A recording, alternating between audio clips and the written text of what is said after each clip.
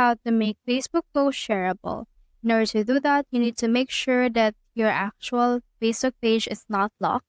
As you can see right here, it's locked on my case. I just need to click on this three dots right here. And then from in there, right there, I just need to click on this unlock profile and see your profile right here. And then unlock it all together. Now, once your profile has been unlocked, you can actually make your post shareable. You need to actually give your post right here. Like for example, this one, click on this three dots, click on this edit privacy. And as you can see right now, we only have this friends option.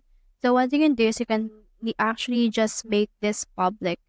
So unlock your profile first. And then once you have unlocked your profile, just refresh your profile right here. And then just choose the page in here and edit their privacy and then make this public. And then once it's been public, the people should be able to share it. So that's how you make your Facebook post shareable. Hope we helped.